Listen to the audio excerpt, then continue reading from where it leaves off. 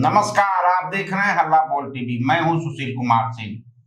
BJP ने नहीं मानी है नीतीश की बात।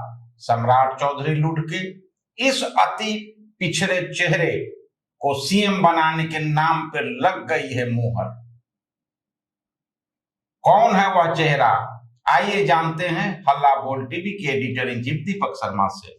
देखिए, वो चेहरा का नाम है संजीव चौरसिया। संजीव चौरसिया जो दीघा से विधायक हैं, उनको नागपुर आरएसएस मुख्यालय बुलाया गया और उनको भारतीय जनता पार्टी लीडरशिप ने दिल्ली भी बुलाया।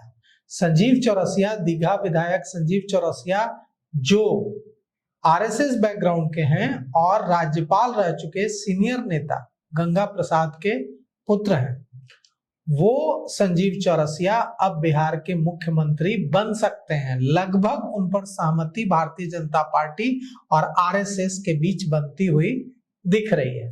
संजीव चौरसिया अति पिछड़ा समाज से आते हैं और वे तमोली जाति से हैं और संजीव चौरसिया के नाम पर इसलिए सहमति बनी है क्योंकि वो किसी दूसरे पार्टी से आयातित नहीं है।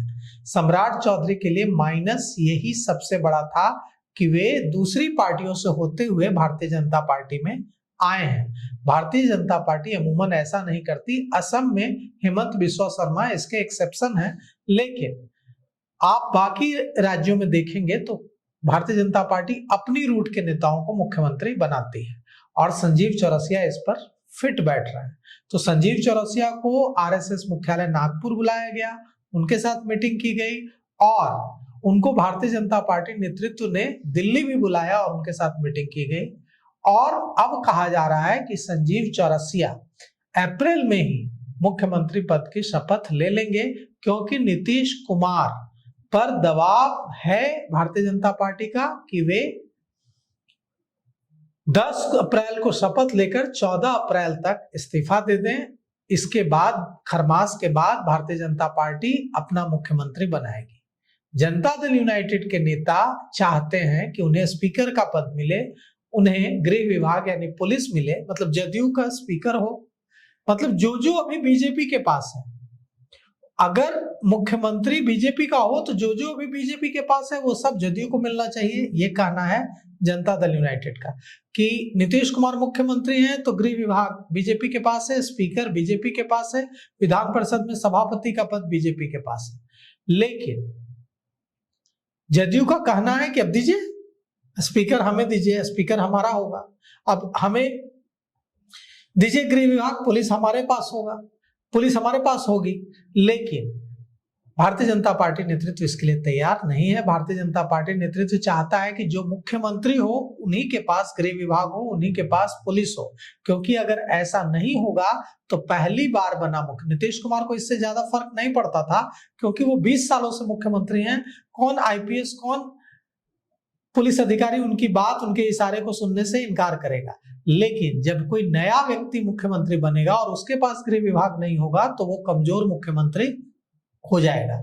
इसलिए भारतीय जनता पार्टी ऐसा नहीं चाहती है कि मुख्यमंत्री के पास गृह विभाग ना हो। जो नया मुख्यमंत्री बने, भारतीय जनता पार्टी चाहती है कि उनके पास पुलिस भी हो, गृह विभाग भी हो, जैसे अब तक बिहार में होता आया था सम्राट चौधरी से पहले। सम्राट चौधरी बने हैं गृह मंत्री, लेकिन अब तक तो यही होता था, लालू प्रसाद यादव, जगन्नाथ मिश्रा से लेकर के नीतीश कुमार तक, देखिए हर मुख्यमंत्री के पास गृह विभाग होता था। तो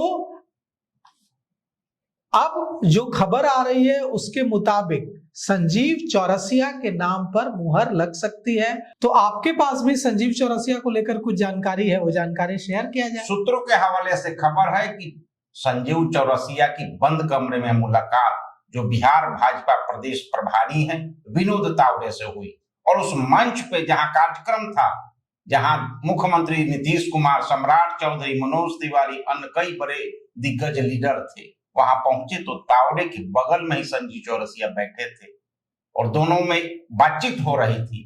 तो एक संकेत उसी समय मिलना शुरू हो गया और चर्चा होने लगी कि अगले दावेदार सीएम में संजीव चौरसिया का नाम शुमार है और वो आगे चल रहे हैं। सबसे बड़ी बात यह है सुशील जी कि आरएसएस की पसंद है और भारतीय जनता पार्टी नेतृत्व की भी पसंद है, क्योंकि गंगा प्रसाद के पुत्र होने की वजह से कि अब उनके पिता राज्यपाल हैं और उनको मंत्री बनाना परिवारवाद को बढ़ावा देना होगा, इसलिए उनको मंत्री नहीं बनाया गया। वे दीघा से लगातार जीत रहे हैं और भारी मतों से जीतते हैं।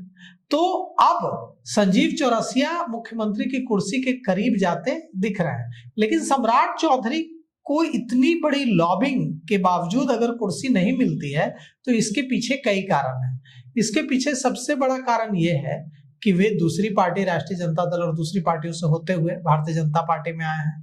दूसरी, उनकी शिक्षा को लेकर विवाद है।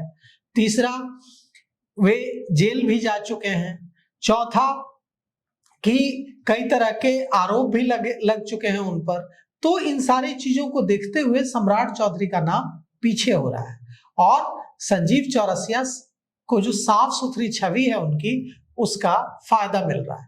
तो देखिए, यह हो सकता है कि अप्रैल में संजीव चौरसिया मुख्यमंत्री पद की शपथ लेते हुए दिखे। जिन नेताओं ने नागपुर आरएसएस मुख्यालय विजिट किया है उनमें रमा निषाद का भी नाम शामिल है। प्रेम कुमार भी गए थे, लेकिन प्रेम कुमार को बुलाया नहीं गया।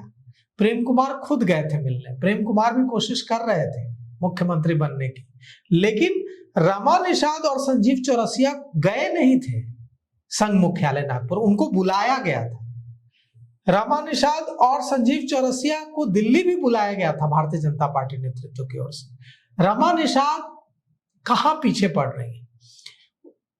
बिहार में अब जिस तरह से मल्लाह एकजुट हो रहे हैं, तो मल्लाह के साथ सारी अति पिछड़ी जातियां नहीं खड़ी हो रही, क्योंकि उन्होंने अपना एक अलग रास्ता मल्लाहों ने ले लिया है। इस वजह से मल्लाह को मुख्यमंत्री बनाने का मतलब होगा सिर्फ मल्लाहों को संतुष्ट करना। उससे सारी अति पिछड़ी जातियां संतुष्ट नहीं होंगी, क्योंकि मल्लाहों ने अपनी सेपरेट आइडेंटिटी बना ली है। लेकिन संजीव चौरसिया को मुख्यमंत्री बनाकर पूरे अति पिछड़ी जमात को संतुष्ट करने का प्रयास किया जाएगा। ऐसे रेस में राजेंद्र गुप्ता भी हैं, रेस में धर्मशिला गुप्ता भी हैं, लेकिन संजीव चौरसिया सबसे आगे चल रहे हैं और मुमकिन है कि नीतीश कुमार 14 अप्रैल तक इस्तीफा दे दें और संजीव चौरसिया मुख्यमंत्री बन जाएं। लेकिन नीतीश कुमार ने अभी तक मुख्यमंत्री पद से इस्तीफा देने के लिए हामी नहीं भरी। नीतीश कुमार और 3 महीने का वक्त चाहते हैं। भारतीय जनता पार्टी ने मना कर दिया है। भारतीय जनता पार्टी ने कहा है कि नहीं, खरमास के बाद हम मुख्यमंत्री बना लेंगे अपना। अब देखिए क्या कुछ होता है। तो अभी तक इतना ही। देखते रहिए हल्ला बोल टीवी। धन्यवाद।